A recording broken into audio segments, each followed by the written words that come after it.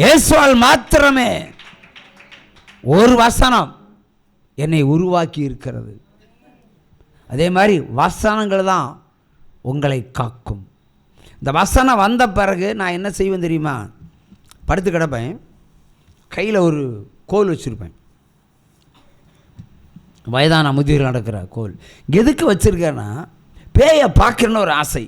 நான் தான் ஓப்பன் கிரவுண்டில் படுத்து கிடக்கிறேன், அவளெல்லாம் சேஃப்டியாக லாக் போட்டு உள்ளே இருக்காங்க. என்ன நாய் அடித்தாலும் பிரச்சனை இல்லை, பேய் அடித்தாலும் பிரச்சனை இல்லை, அது உங்களுக்கு பற்றி உங்களுக்கு சந்தோஷம். ஆனால் நான் என்ன பண்ணுவேன், கோலை வச்சுட்டு கால் மேலே போட்டுட்டு வானத்து நட்சத்திரங்களை எண்ணி கவிதைகளும் கதைகளையும் வடித்து கொண்டு இருப்பான். அந்த நேரத்தில் ஒரு நாய் வந்து ஊளையிட்டால் போதும். பேய் கண்ணுக்கு நாய் கண்ணுக்குன்னு தெரியும், பேய் தெரியும். உடனே அந்த நாய் வந்து ஊழிடும், ஊன்னு உழும்போ அப்போ பேய்கிட்ட வந்தான் இல்லை, உடனே கோல் எடுத்துகிட்டு போவேன், நாயை துரத்துவேன், பேயை துரத்துவேன். நாய் போகிற திசையெல்லாம் நான் போவேன். ஆனால் அந்த பேய் திரும்பி பார்த்ததே கிடையாது, போயிட்டே இருக்கும். இப்படி நாய் விரட்டுற வேலை நான் ராத்திரியெல்லாம் தூங்கின சரித்திரமே கிடையாது. ஊழியத்தில் இருந்தவரும் அப்படி தான், மற்றபடியும் அப்படி தான். பேய் துரத்துற வேலை அந்த காலத்தில் உலக பிரகாரமாக பேயை துரத்தகம். சில விட 4-5 நாய்களை ஒருமிச்சு பயங்கரமாக குறைக்கும், ஒரு ஆளை பார்த்து குறைக்கிற மாதிரி. நான் நாய்கிட்ட போய் நிற்பேன். ஏன்னா கண்ணுக்கு அந்த பேயெல்லாம் தெரியாது, அன்னைக்கெல்லாம் தெரியாது. ஆகவே உலகம் உன்னை ஒதுக்கி போட்டாலும், உலகம் தூக்கி உன்னை குப்பையில் போட்டாலும், சமாதானத்தை தரக்கூடிய ஒரே தகப்பனாகிய தேவன் நமக்கு இயேசு கிறிஸ்து ஒருவரே தவிர வேறு ஒருவரும் இல்லை. நான் சொல்லுவேன், தோக்கிறவன் தான் ஜெயிப்பான், தோக்கிறவன் தான் ஜெயிப்பான். ஆகவே எத்தனை தோல்வி உங்கள் வாழ்க்கையில் கடந்து வந்தாலும் அதை வெற்றி படிக்கட்டுகளாக நினச்சிக்கிடுங்க. எவ்வளவு சோதனை ஆண்டவர் நமக்குள்ளே தந்தாலும், இன்னும் கொஞ்சம் சோதனையை தங்கப்பா இன்னும் கேட்டு பாருங்கப்போ, உடனே நிறுத்திடுவார். ஜெபத்தில் சில ட்ரிக்ஸ் எல்லாம் உண்டு. ஆண்டவரே என்னை குணமாக்கும், சும்மா கூவினவனு கேட்க மாட்டார். ஆண்டவரே சொரிஞ்சு இருக்கிறோம், வியாதி தீரல,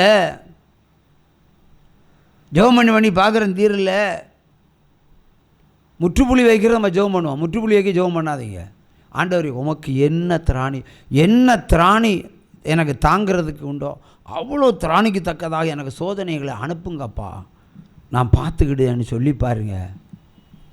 அப்போ சொல்லுவார் பரத்துலேருந்து, இவள் எனக்கு பிள்ளையாய் மாறிவிட்டாள். உற்சாகமாக கையை தட்டுங்க, சோதனையை கேட்டு வாங்குங்க. அவர் பிரச்சனையை முடித்து தருவார், பிரச்சனையை முடித்து தருவார். நிறைய பேர் அப்படி தான் வேறு மாதிரி கேட்பாங்க, தலைவலி தீரல, தலைவலி தீரல, தலைவலி தீரல, தலைவலி தீரல. இந்திராவு தான் இப்போ இருக்க தலைவலி.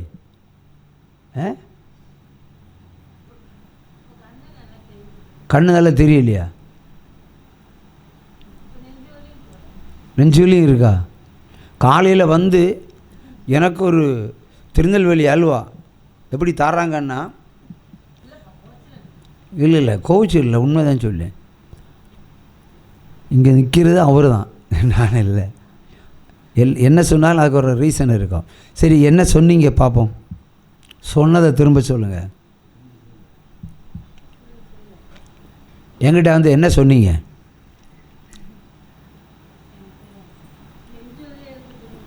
நெஞ்சு வலியாக இருக்குது,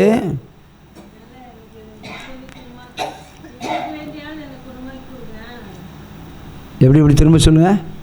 நெஞ்சு வலி இருக்குது, புருஷனுக்கு அவரே வேண்டான்னு சொல்லிட்டு எங்கள் கிட்ட வந்து உட்காந்துருக்கிறாரு. பறையா நீங்கள் புருஷனுக்கு வேண்டி சொல்கிறீங்க, புருஷனுக்கு வேண்டி என்ன குணமாக்கித்தாங்க. அவர் கேட்டாரா, பிரதர் வேணுமா இந்திரா?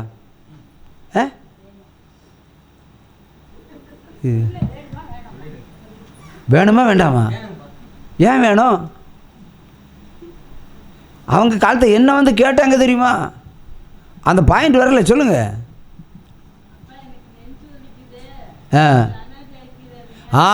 என் புருஷனை அனாதை ஆக்கிறாங்க. ட்ரிக்கு ஜபம், உட்காருங்க. அதான் தந்திர ஜபம். என்னை குணமாக்கும், இருதயத்தை குணமாக்கும் என்று சொல்லலை, ஏன்னா வியாதியை சொஸ்தமாங்க சொல்லலை. அவர் பேர் எப்பவும் வயல் வராது. ஈஸ்வரமூர்த்தி. ஈஸ்வரமூர்த்தி அனாதையாகக்கூடாது, தந்திரமாக. ஏன்னா அவர் ஆண்டவருக்கு பிள்ளைன்னு தெரிஞ்சு போச்சு. அப்போ அவர் அனாதையாக விட்டுறாதீங்க, நான் செத்த அவர் அனாதை, அப்போ என்ன கொன்னுறாதீங்கன்னு மறைமுகமாக ஜெபம் பண்ணுறாங்க. அதான் ட்ரிக்கு ஜெபம், கைத்தாளம் கொடுப்போம்னு. அப்படி வாங்க, அதை தான் அவர் கேட்பார். ஸ்ட்ரைட்டாக, ஆண்டவரே என்னோடய இருதய வியாதியை குணமாக்கி தாரோம், எனக்கு உடம்புல எல்லாம் என்னமா இருக்குது, இன்னும் நீங்கள் என்னோட கேட்டால் கேட்பேன், என்ன பாவம் செஞ்சேன்னு கேட்பேன். அப்போ அதை விசாரிக்காமல் இருக்கிறதுக்கு தந்திரமாக ஒரு ஜெபம். ஈஸ்வரமூர்த்தி அனாதையாக போகக்கூடாது, நீங்கள் ஜெபம் பண்ணுங்க. அப்போ நான் சாகக்கூடாது என்பதற்காகவே தந்திரமாக அவர் பேரில் ஒரு ஜெபம் எடுத்தீங்களா, தீர்க்காய்ச்சி போட்டுறாச்சு, பொழைச்சிட்டு போ. அல்லேலூயா. இதே மாதிரி தான் ஆண்டவரை தேடணும். நீங்கள் டெக்னிக்கலாக தேடுங்க, சும்மா கேட்டுகிட்டே இருக்காதீங்க. அவருக்கு எல்லாமே தெரியும். ஒரு தீராத ஒரு பிரச்சனை இருக்கா, ஆண்டவர் என்றைக்கு தீர்க்க விருப்பமோ அன்றைக்கு தீர்த்து தாங்க, அது வரைக்கும் தாங்கிறது பலனை தாங்கப்பா. அப்போ சொல்லுவார், என் பிள்ளை சகித்து கொண்டிருப்பதை, துன்பம் சகித்து கொண்டிருப்பதை என்னால் சகித்து கொள்ள முடியாது, ஆகவே பரத்திலிருந்து அனுப்புகிறேன் ஒரு விடுதலை என்று சொல்லுவார். அப்படியே எல்லா சாத்தானையும் உடைச்சு அப்படியே விடுதலை ஆக்கிடுவார். அல்லேலூயா. தந்திர ஜபங்களை ஏறடுங்க, மணிக்கணக்கில் எல்லாம் அழுது புலம்ப வேண்டாம். இயேசு கிறிஸ்து சொன்னார், அறையை பூட்டிக்கிட்டு நீ கர்த்தாவே என்று கூப்பிட்டாலும் நான் கேட்க மாட்டேன். பரத்தில் இருக்கிற என் பிதாவுடைய சித்தத்தை எவன் செய்கிறானோ அவன் சப்தத்தை நான் கேட்பேன். அதான் ஜெபம். கேட்காதீங்க, பட்டியல் போட்டு கேட்காதீங்க. எனக்கு என்ன செய்யணுமா நீங்கள் அதை செய்யுங்கப்பா. இப்போ சரீரத்தில் இருக்கிற அந்த உபத்திரத்தை மாற்றித்தர கேட்குறத விட, எனக்கு இன்னும் நீர் சோதிக்க விரும்பினால் இன்னும் ஏதாவது 10 பாம்பை கூட அனுப்புங்க, ஆனால் அதை மேற்கொள்ளக்கூடிய அதிகாரத்தை எனக்கு தாங்கன்னு கேட்டு வாங்கிடுங்க. அப்போது என் தீராத பிரச்சனைக்கு ஒரு முற்றுப்புள்ளி வச்சிடுவார். இதுதான் உண்மையான ஜபங்கள். இல்லையே, ஒரு சம கையை தட்டலாம்.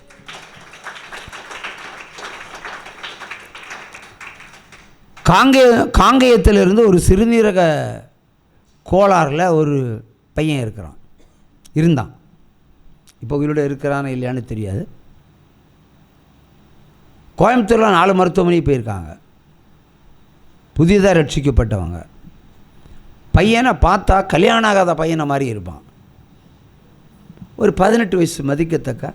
யூடியூப்பில் அந்த சாட்சி உண்டு. அங்கே மருத்துவமனையில் எல்லா இடத்துலையும் கைவிட்டாங்க, 10 நாள் தான் உயிரோடு இருப்பான்.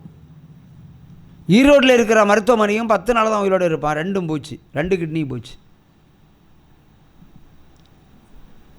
நான் பைக்கில் போயிட்டுருக்கிறேன், சாயங்காலம் ஒரு 7:30 மணிக்கு ஒரு ஃபோன் வருது.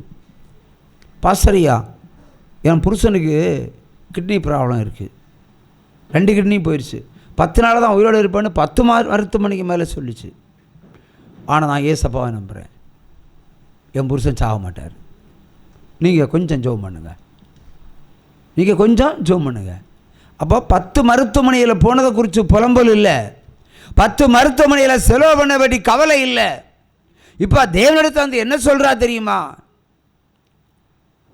கர்த்தர் அவருக்கு ஜீவனை கொடுப்பார், நான் விசுவசிக்கிறேன். நீங்கள் கொஞ்சம் ஜெபம் பண்ணுங்க. அப்போ பைக்கில் போயிட்டே இருக்கிறேன், நீ சுஸ்தமாகறாயின்னு சொன்னேன். பரிசோதிச்சு பாரு. அவ்வளோதான். அவன் யாருன்னு தெரியாது, ஏபிசிடியே தெரியாது, அந்த குடும்பத்தை பற்றி எதுவும் தெரியாது. சொஸ்தம். ஏன்னா அந்த விண்ணப்பத்தை அவர் அப்படியே கேட்டுட்டார். என்னால் முடியும் என்று அவள் நம்பின பொழுது, அப்போ என்னால் முடிந்ததை நான் செய்ய வேண்டாமா, செஞ்சிட்டாரு, இனி பரிசோதிச்சு பாருனாச்சு. அந்த காலத்தில் 2 ஃப்ளோர்லேயும் உபவாச கூட்டம் நடக்கும், மேலேயும் கீழேயும் நடக்கும். அன்றைக்கி திரளான மக்கள் வருவாங்க. காலையில் 5:30 மணிக்கு இதே படிக்கட்டில் 2 பேர் உட்காந்துருக்காங்க. பிரேயர் தான் வந்திருக்காங்க. ஏன்னா அன்றைக்கெல்லாம் வெளியூர்காரங்க வரமாட்டாங்க, அன்றைக்கி உள்ளூர் ஆட்கள் மட்டும்தான். எங்கேருந்து வரீங்கன்னு கேட்டால் அது வெளியூர்லேருந்து வர்றோம். சரி, அப்போ மேலே போங்கன்னு சொல்லி கேட்டு திறந்து விட்டேன். பிரச்சனை அவங்க எதுவுமே சொல்லலைன்னுட்டேன். போனாங்க. கூட்டம் ஆரம்பிக்க போகுது. பாஸ்டர் நான் சாட்சி சொல்லணும்னு அந்த அம்மா எழும்புது. அந்த அம்மா சாட்சி சொல்லும்போது தான் அந்த ரகசியமே தெரியும். அந்த வியாதியை குறித்து 2 கிட்னியும் பழுதடைந்த பொழுது அவங்க எத்தனையோ பணம் செலவு பண்ணியிருக்காங்க. கோயம்புத்தூரில், ஈரோடில், திருப்பூரில் எங்கெல்லாம் கொண்டு போய் காட்ட முடியும் எல்லாரும் ஒரே ஸ்டேட்மெண்ட், 10 நாளாக செத்து போயிடுவான். நீங்கள் எப்போ சொஸ்தம்னு சொன்னீங்களோ அப்போவே அவர் குணம் ஆகிட்டார். அடுத்த பரிசோதனை போகும்போது 2 கிட்னி செம்மையாக தான் இருக்குன்னு இல்லை. அதனால் சாட்சி சொல்ல வந்துட்டோன்னு சொல்லி கணவன் மனைவியை சாட்சி சொல்லிட்டு போனாங்க. யூடியூபில் ஓல்டு விட்னஸ். அப்போ பாருங்கள், அந்த ஜெபத்தை பாருங்கள், இவ்வளோ செலவு பண்ணியும் அவளை அசரலை. ஆண்டவர் நினச்சா விடுதலை. என் புருஷனை எனக்கு தருவார்ன்ற விசுவாசம் அவளுக்குள்ளே அதிகமாக ஊறி போச்சு. மருத்துவர்கள் கைவிட்ட பொழுதும் அவளுக்கு பயம் இல்லை. ஏசப்பா இருக்கிறார். இன்றைக்கி மருத்துவர் சொல்லட்டுமா, உனக்கு ஒரு வியாதி இருக்குது, நீ இத்தனை நாளில் செத்து போயிடுவேன்னு, அன்னையிலேருந்து உனக்கு நிம்மதி போயிடுச்சு இல்லையா? பின்ன சாபத்தை நோக்கி தான் பயணமாக இருக்கும் உனக்கு. ஆனால் அப்போ கூட மருத்துவர்கள் அப்படி சொன்னாலும் கர்த்தர் எனக்கு ஜீவனை தருவார், நான் அவருடைய பிரமாணத்தின்படி நடப்பேன்னு சொல்லிப்பார். மருத்துவர்கள் கைவிட்ட எந்த வியாதியும் அந்நேரமே சொஸ்தமாயிருக்கும். அந்நேரமே சொஸ்தமாயிருக்கும். சொஸ்தமாக்குவார் ஆண்டவர். இல்லையா? அதான் ஜபங்கள் மணிக்கணக்கில் தேவையில்லை. சில பொம்பளைங்க விடிய விடிய விடிய விடிய ஜபம் ஜபம் ஜபம். இது நல்லா போய் தூங்குங்க.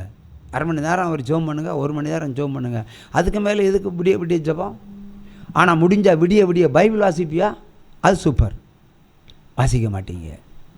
பைபிள் வாசித்தா பானு கொட்டாகி தான் முதல்ல வரும் உங்களுக்கு. விடிய விடிய பைபிளை வாசி, விடிய விடிய ஜெபம் பண்ணாத. ஜெபம்னா உனக்கு புலம்பலா வரும். பட்டியலாக ஆண்டவருக்கு கணக்கு சொல்லுவேன். முடிஞ்சால் அந்த நாள் கொடுத்தேன், இந்த நாள் கொடுத்தேன், அப்படி கொடுத்தேன், இப்படி கொடுத்தேன், நீர் இதுவரைக்கும் என்னை குணமாக்கலைன்னு சொல்லுவேன். கூட ஒரு 5 பாம்பு அனுப்பிடுவார். ஸோ நீங்கள் பைபிளை வாசிக்கிறது தான் மிகப்பெரிய ஜபம். உள்ளே என்ன இருக்குன்னு பாருங்கள். பைபிளில் வசனம் வேலை செய்யும், கிரியை செய்யும், வாசிக்கும் திறன் அதிகமாக வேண்டும். இந்த பெண்கள் 1/2 மணி நேரம் ஜெபம் பண்ணுவாங்க, 1 மணி நேரம் ஜெபம் பண்ணுவாங்க. ஆண்கள் 2 செகண்ட் ஜெபம் பண்ணுவாங்க. யாருடைய ஜெபம் ஜெயிக்குது? ஆண்களுடைய ஜெபம் தான் ஜெயிக்குது. இருதயத்தின் ஆழத்திலிருந்து ஆண்டவரேன்னு புருஷன் சொல்லுவான், அங்கே விடுதலை கிடச்சிடும். ஆகவே ஜெபத்தில் அலங்காரம் தேவையில்லை, ஜெபத்தில் ஆர்ப்பாட்டம் தேவையில்லை.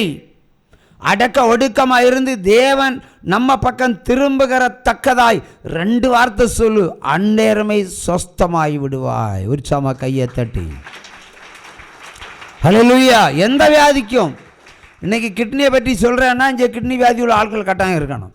நான் என்ன விட்னஸ் கொடுக்குறேனோ அதுக்குரிய பாத்திரங்கள் இங்கே தான் இருக்கும், வெளியூருக்கு அல்ல. கை தட்டலாமா? ஹல்லேலூயா. ஆகவே ஆண்டவரை தேடி பிடிக்கிற ரொம்ப சுலபம். அவர் தேடி வந்துடுவார். அவர் தேடி வந்து குணமாக்குற ஒரு நல்ல தகப்பன். அவருக்கு நிறைய கம்ப்யூட்டர் தேவையில்லை, அவரே ஒரு கம்ப்யூட்டரு. ஒரு அந்திகிறிஸ்து, ஒரு பட்டர்ஃப்ளை, ஒரு பாஸ்டர் அந்திகிறிஸ்துவை குறித்து பிரசங்கம் பண்ணியிருந்தான் ஒரு முறை.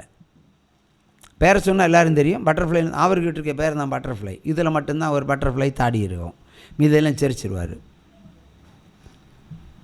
அப்போ அவர் சொல்லுவார், ஆதார் கார்டு வந்ததுமே அவர் தான் பொங்கி எழும்பினார். முதல்ல இந்திய அரசாங்கம் ஒரு ஆதார் கார்டு சிஸ்டத்தை கொண்டு வந்து பொங்கி எழும்பினார். அப்படின்லாம் ஆதார் கார்டு வந்தாச்சு, அந்திகிறிஸ்து வந்தாச்சு, புத்தரை போட்டாச்சு, அடுத்து என்ன ஃபைபர் கேபிள் வந்தாச்சு. ஃபைபர் கேபிள் வந்தனால வீட்டில் நெட்டெல்லாம் ஃப்ரீயாக கிடைக்கிது உங்களுக்கு, வந்தாச்சு. இது சாத்தானுடைய அடையாளம், சாத்தானுடைய அடையாளம்.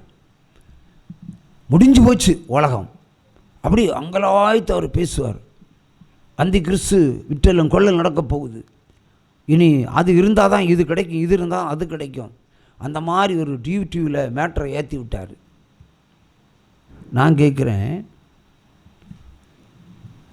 ஆதார் கார்டு, பேன் கார்டு இதெல்லாம் ஒரு விஞ்ஞானத்தினுடைய அடையாளம், ஒரு நாட்டோடைய வளர்ச்சி. வளர்ச்சியை போய் அந்திகிறிஸ்துன்னு சொல்லலாமா? சொல்லக்கூடாது. நடு ரோட்டில் எவனா செத்து கிடந்தான்னு வைங்களேன், ஒரு ஆதார் கார்டு அவங்ககிட்ட இருந்தால் அதை வச்சு காட்டி கொடுத்துடலாம்.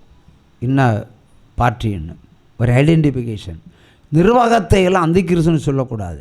ஆனால் இப்படி சொல்லலாம், இந்த அடையாளங்கள் இந்த பூமியில் நிறைவேறுகிறபடியினால் அந்திக்கிறிஸ்து வரும் நேரமாச்சு என்று சொல்லலாம். திருத்தி சொல்லணும். கேபிள் டிவி கேபிளில் அந்த ஃபைபர் கேபிள் வந்தாச்சு. இனி நீங்கள் குளித்தா ஆப்பிரிக்காரன் பார்த்துட்ருப்பான். அவர் சொன்னதான் சொல்கிறேன். நீங்கள் குடும்பம் நடத்தினா அவன் எல்லாம் பார்த்துட்ருப்பான். இப்படியே ஒரு பய உணர்வை அவர் பிரசங்கத்தில் கொடுத்தாரு. நான் கேட்குறேன், ஃபோனு சுவிட்ச் ஆஃப் பண்ணால் எப்படி நெட்டு வேலை செய்யும்? உங்களுக்கு சுவிட்ச் ஆஃப் பண்ணி தர்ற வேலையை தான் சொல்லித்தரணும். உங்கள் ஃபோனெல்லாம் நெட்டெல்லாம் ஆஃப் பண்ணி வச்சுருந்தா உங்களுக்கு இஷ்யூவே கிடையாது. ஆன் பண்ணி வச்சுருந்தா தான் பிரச்சனை. யாருக்காவது இந்த ஞானத்தை அவங்க கூட்டுனாங்களா? இல்லை. உனக்கு தேவைக்கு ஒரு சயின்ஸு இல்லைன்னா ஒரு அறிவியல் இல்லைன்னா ஒரு அலுவலக பணி இதுக்கெல்லாம் ஃபோனை பயன்படுத்திட்டு சுவிட்ச் ஆஃப் பண்ணி வச்சுக்கிடணும். அட்லீஸ்ட் நெட்டையாவது ஆஃப் பண்ணி வைக்கணும். நம்ம நெட்டு தூங்கி ரொம்ப காலம் ஆச்சுல்ல, இல்லையா? அது தூங்குறதே இல்லையே. செல்ஃபோன் எல்லாருக்கும் எப்பொழுதும் 24 மணி நேரம் வாட்ஸ்அப்பும் யூடியூப்பும் நெட்டில் இருந்து ஓடிக்கிட்டு இருக்கோம். இதையாவது சிந்திப்பீங்களா? அதை சொல்லிக் கொடுக்கணும். இதை ஞானம். நீ ஆஃப் பண்ணி வச்சா பிரச்சனை கிடையாது, ஆஃப் பண்ணாமல் வச்சுருந்தா பிரச்சனை தான். அது பயமுறுத்தல் இல்லை. ஆனால் அவர் சொன்னதில் ஒரு அடையாளம்னா, இந்த மாதிரி அடையாளங்கள் இந்த உலகத்தில் ஏற்படும் போது கர்த்தர் வர நேரம் வந்தாச்சுன்னு அர்த்தம். அதான் சல்யூட் பண்ண வேண்டிய மேட்ரு. இந்த விஞ்ஞான வளர்ச்சியினுடைய உச்சகட்டத்தில் தான் தேவன் வருவார். மத்தேயு 24 அவர் சொன்னார், ஜலப்பிரளயங்கள் உண்டாகும், நிலநடுக்கங்கள் உண்டாகும், அது வரும் இது வரும்னு சொன்னாரா, கொள்ளவியாதி. அப்போ அதான் வந்தாச்சு. அப்போ இனி அவர் தான் வரணும், வேறு யாரும் வர வேண்டிய அவசியம் இல்லை, அவர் தான் வரணும். ஆனால் அவர் வர்றதுக்கு முன்னாடி அந்திக்கிறிஸ்து தான் சூப்பராக இங்கே வேலை செய்கிறான். எல்லோருடைய உள்ளத்தையும் திருடுகிறான். அது குறிப்பாக பெண்களுடைய செல்வம் தான் அதிகமாக விழித்திருக்கிறது.